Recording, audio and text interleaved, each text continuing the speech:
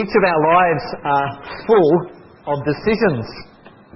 I think it's true, isn't it, that at every turn, on every day of our lives, we have to make decisions. Whether it's lining up at, say, the coffee club, some coffee shop, and you look up at the aisle to purchase and you see all those items, and perhaps, like me, you're not even sure what half of the items are. You look down that list and you see these peculiar things listed. It almost sounds like a description of someone. Tall black, short white. Then you get to these other terms like mocha, melaccino, and another one, I'm not even sure if I can pronounce it right, affogato. Sounds like another language, doesn't it? And you stand there, perhaps like I do sometimes, and you think, I just want a coffee. You're not even sure what these options are, but it's your turn, there's other people in the queue, it's time for you to make, maybe, like my son and I did yesterday morning in the local IGA store, you stand half frozen in the milk section, and you look, you want to look at the options of milk. We counted 15 different types of milk available just in the IGA at Rosewood. You've got another decision to make. Which one will it be? You have to make decisions, a part and parcel of our everyday lives. Now, many of the choices that we make have no real major bearing on our eternal future.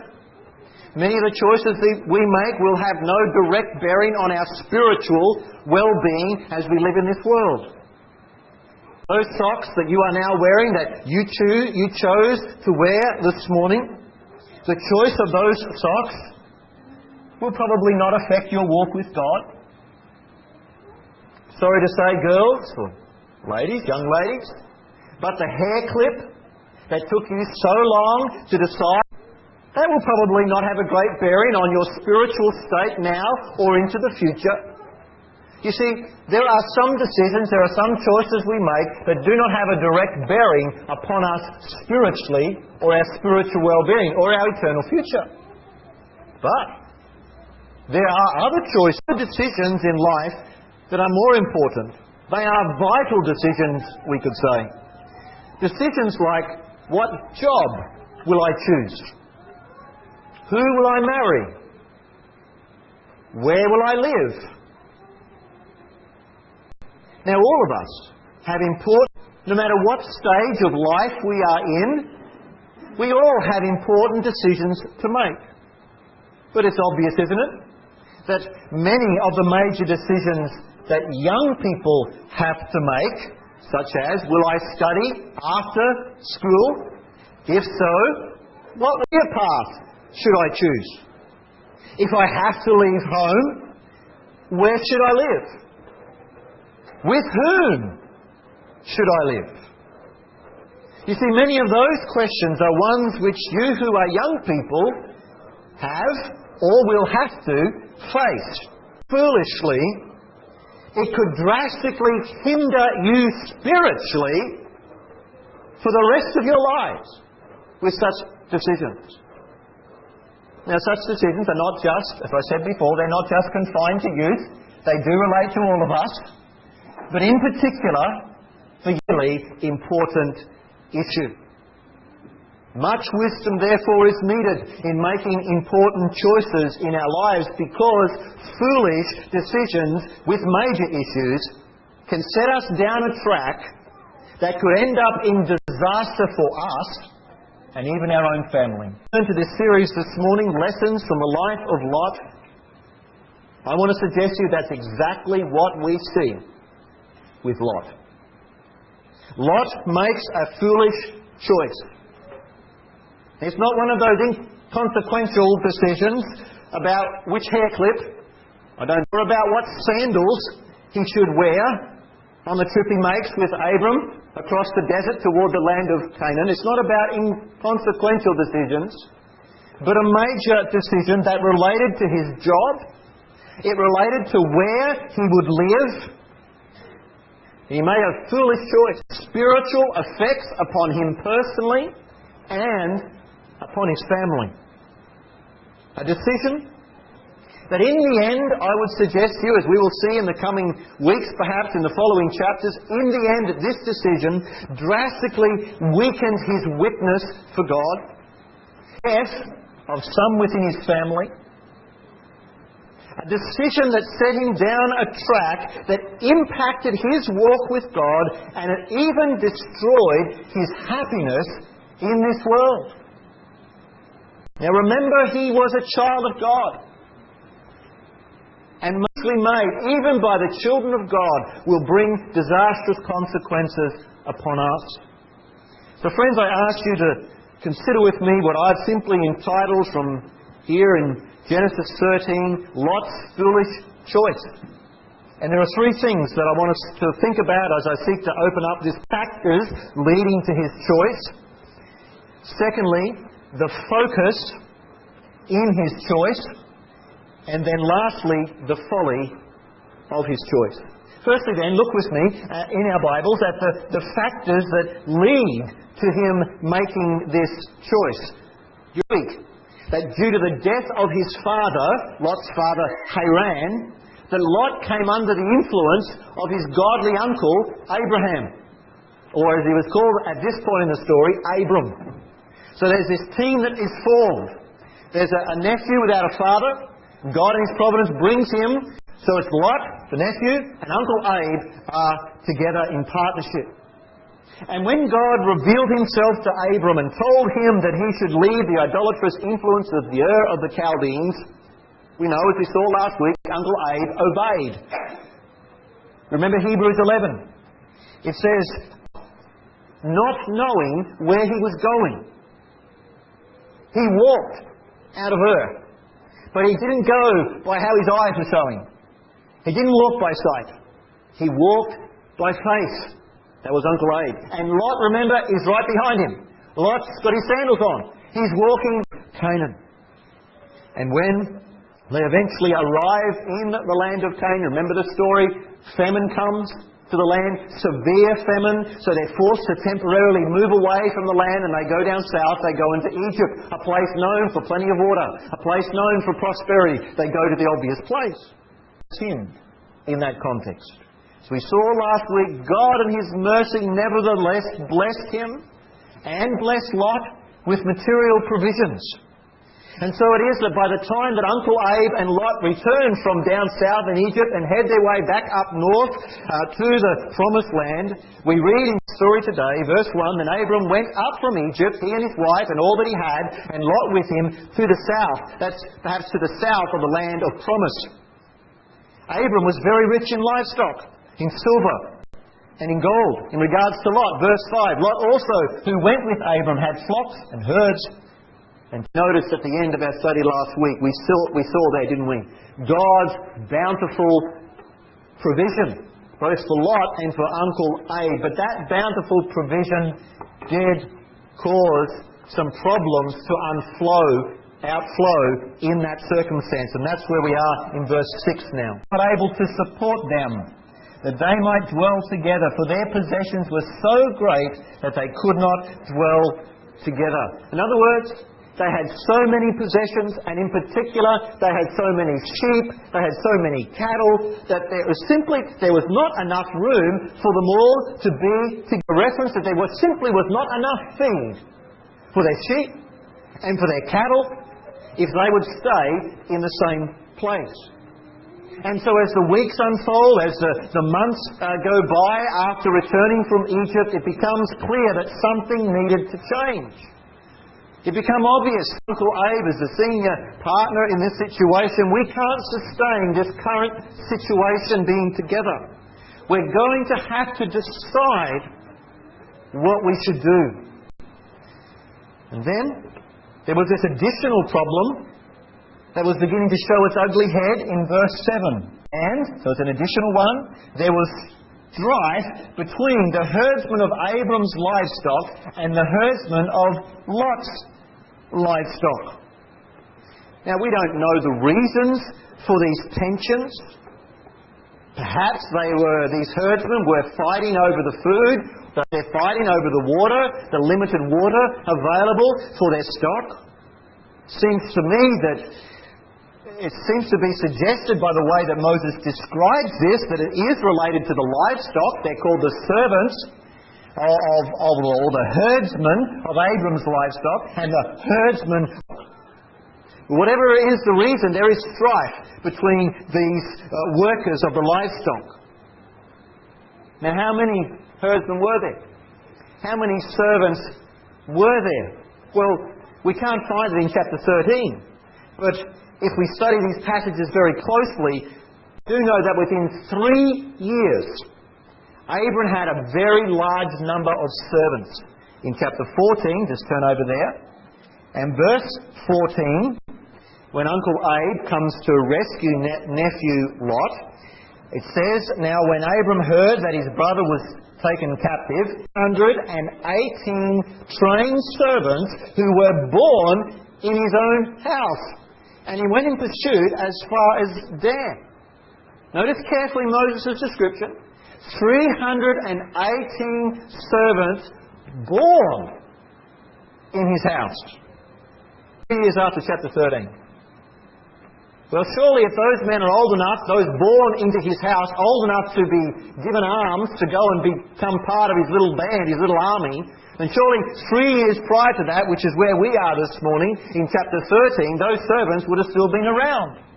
So these are just the ones born into the context of the clan, if you like, of Abram. Naturally, that's suggesting there were others who are also part of that group. You see the point? The point that I'm simply trying to make is that in Genesis chapter 13, this was not just a handful of servants. So maybe you've read this, children, in a Bible story book and it just had half a dozen. That's fine, it's a little description, but it's not giving you an accurate picture. There's hundreds of servants on both sides, it would seem, of this situation. And as we mentioned last week, this strife between these two workers was a concern to Abram in terms of witness. You remember, as we pointed this out last week, Moses is an economic writer. He's very careful in the words that he chooses. And it's not a foreign inclusion. At the end of verse 7, after speaking about the strife, that he says, "The Canaanites and the Perizzites then dwelt in the land." The pagans looking on to see what was happening between the two righteous men who were the leaders of these groups of servants. So what's Moses saying to us here in this verse? I want to suggest he's pointing out to us that Abram, the man of faith, was concerned about these surrounding pagan nations in relation to the herdsmen, and this was a reason in his logic as to why they needed to have a solution to this problem. And it seems also that Abram was concerned that these tensions between the servants, that they did not spill over to become tensions between them, Abram and Lot, that is. Look at, "Please, let there be no strife between you and me, and between my herdsmen and your herdsmen." Remember the argument again. "For," here's the reason, "we are brethren." Yes, we're part of the same blood family, but there's another connection here. They are saved men. They are brothers in grace or in faith. Now is the time that Lot has to make this major decision. A decision that will affect him for the rest of his days. These are the leading factors, as it were, that bring us to his choice. Now, secondly, notice with me from verse 10, the focus in his choice. God lifted his eyes, and he saw all the plain of Jordan, that it was well watered everywhere, before the Lord destroyed Sodom and Gomorrah, like the garden of the Lord, like the land of Egypt, as you go towards Zoar. The first thing that Moses is careful to record is Lot's eyes. Did you notice that? Lot lifted his eyes. And he saw with his eyes all the plain of Jordan. The basis was on his sight. Already we've seen there is this difference beginning to emerge as Moses describes Abram and Lot in these passages. He's showing to us there is a difference between Abram and Lot. It's just been four, or maybe some, had to make a very important decision. God revealed himself to Abram in Ur of the Chaldeans. And he said to Abram, "You must go." Well, Abram had to decide. What would he do? Would he obey or would he disobey? And we know, as I read, and we do know what Abram did. Hebrews 11 says, he obeyed God. He went out not knowing where he was going. So he walked by faith, as we said before, not sight. He didn't know what was coming over the next sand dune as he left Promised Land. He couldn't see. It wasn't by the appearance of the eye. He didn't know what was around the next corner, after the next well or the spring as they went through the desert. But he did the right thing. He obeyed God, and in the midst of that obedience in the Lord, he walked by faith. But what does Moses highlight in regards to Lot when it came to his decision? Eyes. What he saw. It was based on his sight. So Uncle Abe's operating by faith, and younger Lot begins to operate now. Again, go back to verse 10. Let the impact of verse 10 come to us. Lot lifted his eyes and saw all the plain of Jordan, that it was well watered everywhere before the Lord destroyed Sodom and Gomorrah, like the garden of the Lord, like the land of Egypt, as you go toward Zoar. Now, this was a pretty easy decision for Lot to make. He could look out and he saw the abundance of water. He could see the abundance of feed. If it was, they're standing up on some sort of elevated ground, maybe on some mountain, and they're looking out, and Abram says, you go left, I'll go right. And he could see the water, he could see all the lush feed.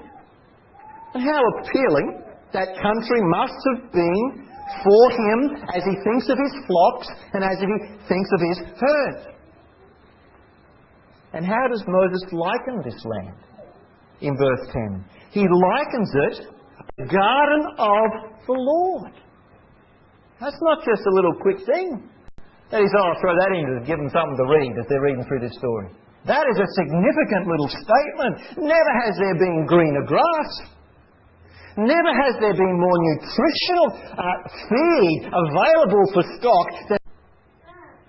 And the plain of Jordan was so fertile, the plain of Jordan was so green and so pleasant to look at, that Moses compares it to the Garden of Eden. That's an incredible description, that comparison. But did you also notice that Moses not only compares it to the garden of the Lord, he compares it to something. You notice how he describes it? He says it's like something else. It's like the land of Egypt. Now, we know the story. Remember the story. Second half of chapter 12. Hey, that's where Lot's just come from. Lot knows what it's like in Egypt. That's fresh in his memory of how well fertile the valleys are in Egypt. He has recently been an eyewitness of those things. He's probably seen how fat the cattle are as they graze on the fertile, lush pastures in Egypt. And Moses makes the comparison. The Jordan Valley is just like what he saw in Egypt. I too will have fat cattle. They'll fetch a really good price at the local sales in Sodom. This is a no-brainer. Quick, where do I sign? Where's the contract, Abram? I want to put my name to it. How can I go wrong? See, in terms of a career option, the pay will be really good. The conditions will be really good. Opportunities for advancement will abound. Now, this is a no-brainer.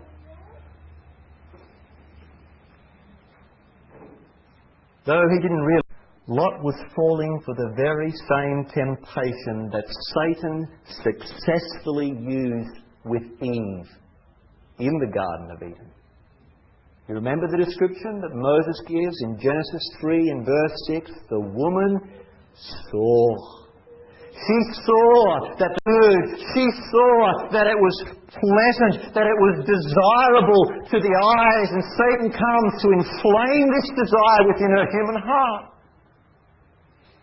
John tells us in 1 John 2 and verse 15, do not love the world or the things in the world.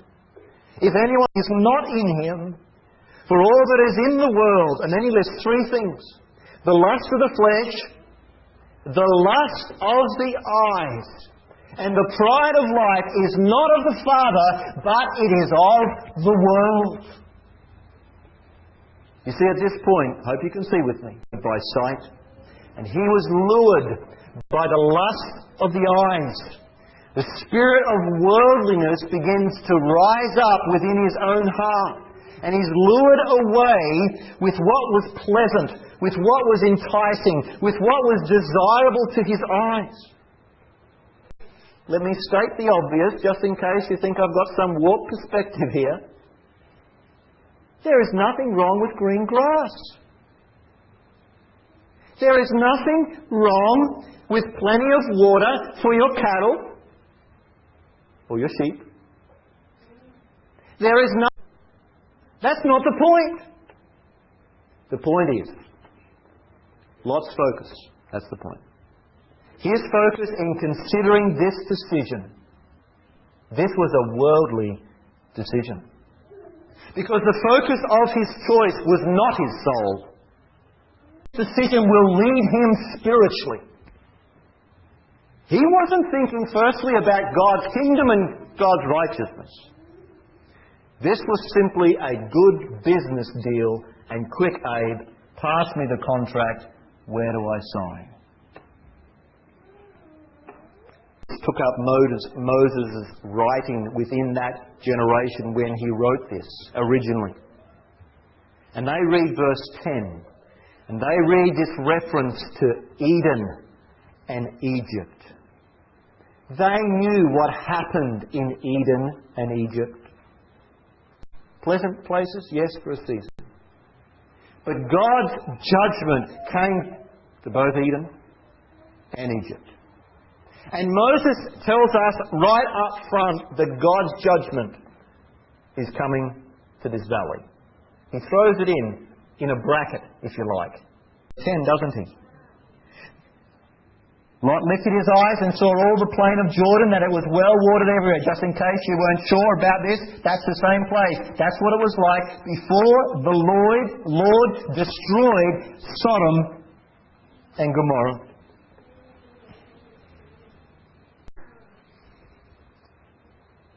This career, this place was so appealing for Lot. But we know he chose what God would in the end destroy. And as we read this part of the passage, and we look on, and we watch, as it were, through the pen of Moses, Lot making his decision, we know what happens. And there's something in us that perhaps says, as we go through these verses and we come to verse 11 where it says he makes a choice, we're thinking to ourselves, surely no, don't go in that direction in your life, Lot. Don't you know where that will take you? I remind you, friends, as we said last week, these things in the Old Testament have been written for our learning. They have been put here by the Spirit of God to instruct us today in righteous living. We have important decisions before us. We, therefore, must look beyond what is initially appealing. We must look beyond what we can see here and now. We need to bring into our view issues of faith, how this decision will impact our souls, where God's kingdom fits in priority according to Jesus. Now, Lot, no doubt, tried justifying this decision for no other reason to silence his own conscience. He's a child of God. Perhaps he would rationalise in his own mind, saying, well, look, God has opened this door, and I know that I have such a drive, I have such a passion to be a really good cattleman, and look, here it is. God has laid it out all for me. This must be of the Lord. And then we read in verse 11, then Lot chose for himself all the plain, and Lot journeyed east. I'm trying to imagine Lot as he's gone through this rationalisation. He's made his decision based on these things that are really appealing. He's thinking about his cows, he's thinking about his sheep. And the order goes out to all of his clan. Okay, up the tent poles, up the pegs, roll up the tarps. We're on our way out. Can you imagine Lot walking in his mind at this point? What do you think was happening? Surely he was excited. He thinks he's made a good decision. He's excited about this journey as he heads east, and maybe for this while he has a spring in his step as he gives the direction for his whole family and clan. Oh, look what's before me! My future looks so bright. But friends, this decision reveals something to us, I suggest to you, about where Lot was at when it comes to his walk with God. In the end of verse 11, Moses says, "And they separated." It seems almost too easy for Lot to separate from Uncle Abe. There doesn't seem to be any indication in the passage of an unwillingness for him to part with Abram. There's no indication of real reluctance to leave the man of faith. Doesn't seem to bother him to leave the worshipping with Abram at the altar that we noticed last week. Certainly now this opportunity has come his way. This is the way to go. And with his heart set on this new job, this new location, he pushes away the priority of the issues of his own soul.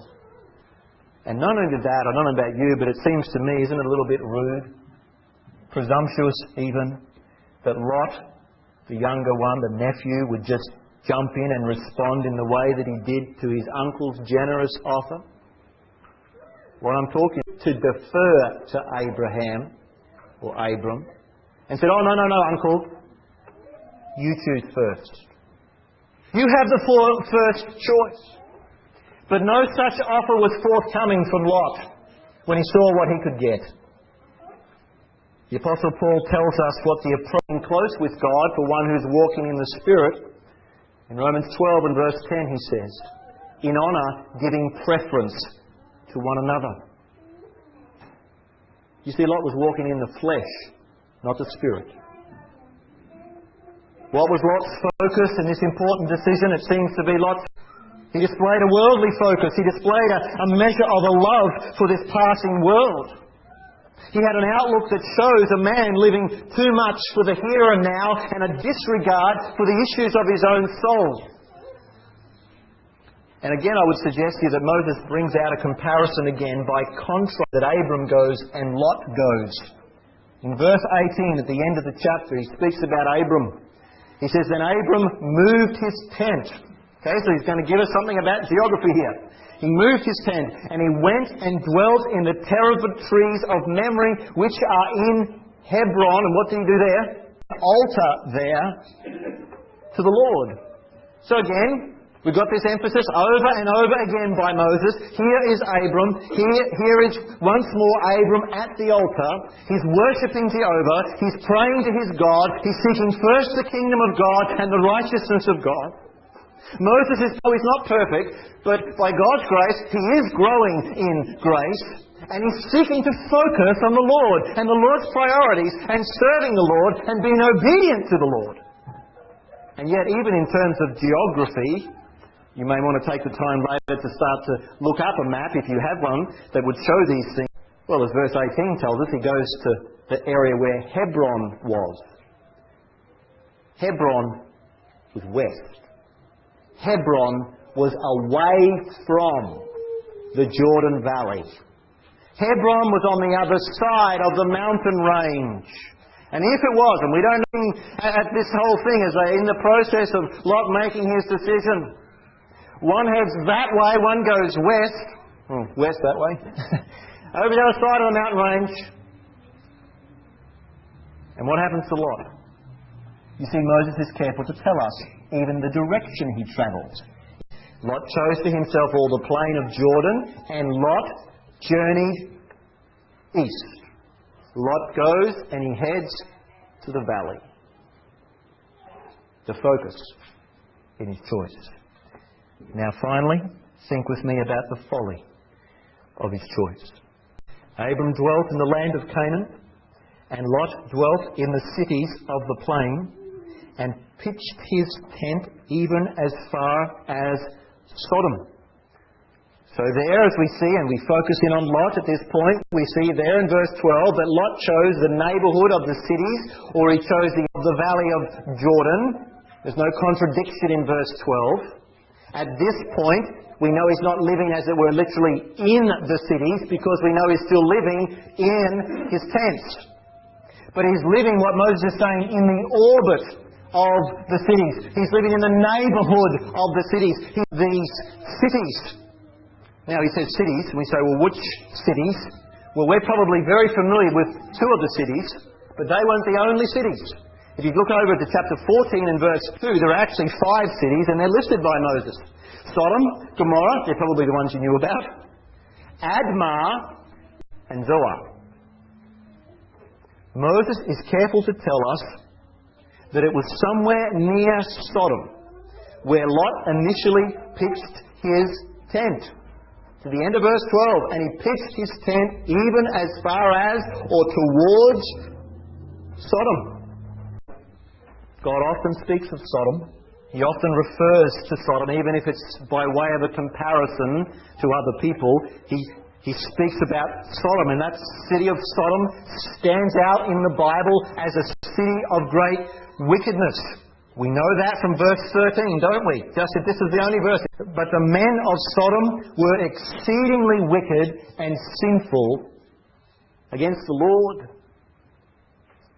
You see what Moses is doing here? He's bringing the folly of Lot's choice into very clear view for us so that we can't miss what he's saying here.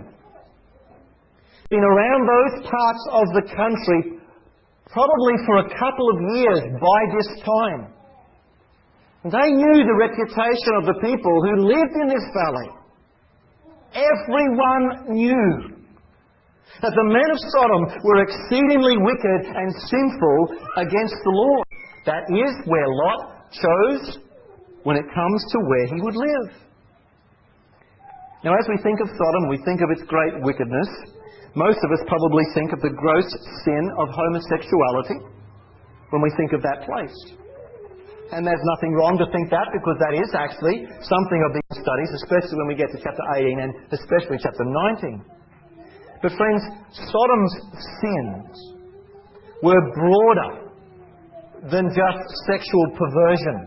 And I want to ask you to turn with me to the book of Ezekiel, where we actually see other sins listed. Ezekiel 16. Keep it to the fore of your mind, this is the place that Lot chose in what was appealing to him in this decision of the flesh. So we're in Ezekiel 16, verse 49. Sodom, she and her daughter had pride, fullness of food, and abundance of idleness. Neither did she strengthen the hand of the poor and needy, and they were haughty and committed abomination. Before this, the sins of Sodom here in Ezekiel 16, 49 and 50. Look at the list. He says they are a proud people. There are people who are living in luxury or opulent lifestyle. They are self-indulgent as they live in that place, and in their plenty they are. And though they are wealthy, they didn't use their wealth to help the poor and needy. They are a self-centered people. In verse 50 it simply says they committed abomination. Possibly that's a reference to their homosexuality that comes out in Genesis 19. In Isaiah 3 and verse 9 it says that the people of sins, that they didn't try and hide their sins. So Isaiah 3:9. There are people who, when they sinned and acted in the way that they did in all their grossness, they had no shame. They did it openly in the streets. They didn't care. It's towards these people that this direction that his decision took him and his family. You see, in his folly, as he's concentrating on his career and his increased income and his advancement in life, in his folly he's not thinking how this decision will impact his spiritual well-being and that of his family. And perhaps at the start, when everything was new, it seemed so exciting. At the beginning, he might have convinced himself that he could enjoy the good life in his new career in this new place, and though it may be a bit tough spiritually, it'll work out all right as he looks to the future. But he couldn't be further from the truth. And we know that because Peter tells us how things turned out for Lot in 2 Peter chapter 2. When he made this worldly choice, what happened as he lives in that place? His soul was vexed, it says. He is tormented within this place. Lot was not there very long. And that excitement bubble burst. He wasn't happy. This foolish choice that he made in his early days, it affected him all right. It affected his entire family for the rest. It was a worldly decision, friends. No thought given how best he could serve God. No thought, it seems to be given, if there was, it wasn't much of a thought of how this would affect his family spiritually. No thought seems to be given of what this choice would mean for the safety and that. He certainly thought about his worldly profit, but he overlooked the issue of his soul that lasts forever. Robert Murray McCheyne, preacher in the 1800s, commenting on Lot, Lot chose the plain of Jordan because it was well watered, but his soul all but withered there. He chose that which had the lush pastures and it would help his income.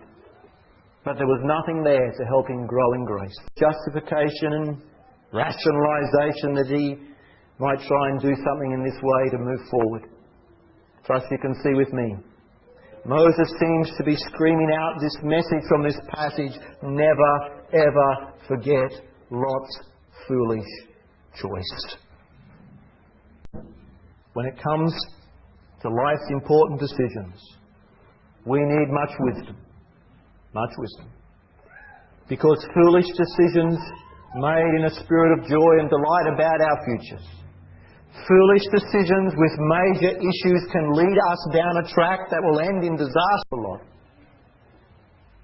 In the coming weeks we'll see how disastrous this track was that Lot's foolish and carnal decisions set him on. So then, friends, what are the lessons that God would have us learn from this passage, remembering that these things have been written for our instruction? Matthew Henry says, in all our choices, this principle should overrule us. That is best for us, which is best for our souls. That is best for us, which is best. Now, obviously, that's not the world's counsel, is it? But it is the counsel of a godly man who understood the lessons from this passage, Matthew Henry. In these decisions, we need to be thinking not lastly, but firstly. How will this impact? We need to learn this lesson from Lot's foolish choice, because it's so easy for us to make the exact same mistake that Lot made.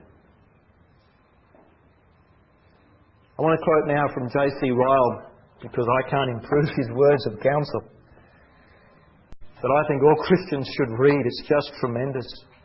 And in terms of speaking about where we live, he says this: it's not enough that the house is comfortable, the price or rent small, the cost of living cheap. There are other things to be considered. Your immortal soul. Will the house help you towards heaven or hell? Is the gospel preached within an easy distance? Is there a real man of God near who will watch over your soul? I charge you, if you love life, not to overlook this choice. Charles Simeon, who some of you may have heard of, he was a friend of John Newton and a great preacher and carer of souls in his own right. He said this: how many, for the sake of temporal advantage, leave the places where their souls are, and they take up residence where there is a continual famine of the word. He made an observation in his day. He made an observation, this is a common thing that often Christians do. They leave a place where their soul is fed, and they go to a place where their soul will not be fed. Because they're thinking there's other issues. and not the issues of their soul. Now, both of those men, Rael and Simeon, were faithful doctors and carers of the soul. And they both sound the same note. Lot's choice. Choosing the wrong soul when it came to his wife's soul and his children's soul. I want to suggest to you that there is barely one Christian in 100 in our generation who would even give a thought to these things when it comes to choosing a job. Oh yes, it's nice to have a comfortable home, and there's nothing wrong with a comfortable home. It's lovely to have beautiful surroundings. There's nothing wrong with beautiful surroundings. To think of all the advantages in a career in itself is not wrong. To think of the but Jesus calls us to put the issues of soul first, to seek first the kingdom of God and His righteousness. So my plea, young people, my plea, parents, speak to parents. Surely there's a lesson here when it comes to choosing a career and selecting a job.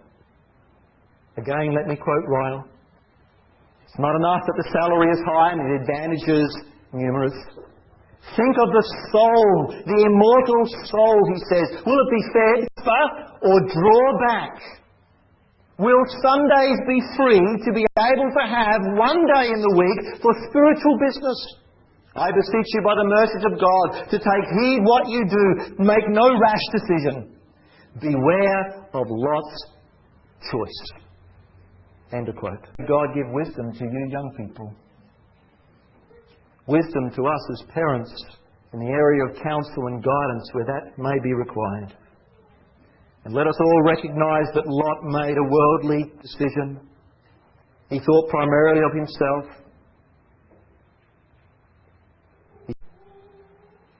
He thought that this would bring him happiness. And he was soon to discover that it only brought torment to his saved soul. In the end, what happened to his wealth? Well, in chapter 14, and then, as you know, in chapter 19, it gets all burnt up anyway. He may have had a fertile valley and a fat wallet, but he ended up with a parched and lean soul. He might have chosen, but it was a decision that was a spiritual disaster for him and his family. And by this decision, men, Lot was leading his family, and he was teaching his family wrong priorities. His wife didn't want to leave the city. He led her there. Is it any wonder that his daughters chose worldly men as their husbands?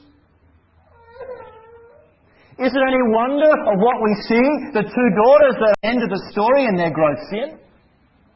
He took them into that city to learn about those sins.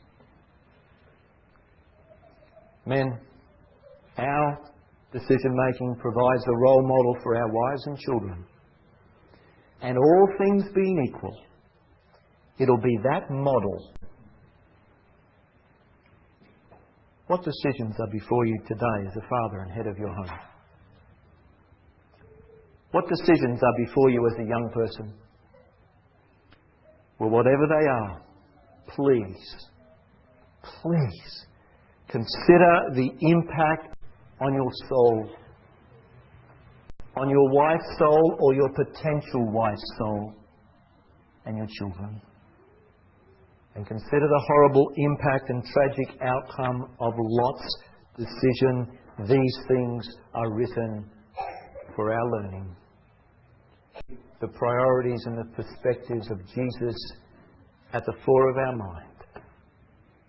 Seek first the kingdom of God and His righteousness, and all these things will be added unto you. and to trust Him.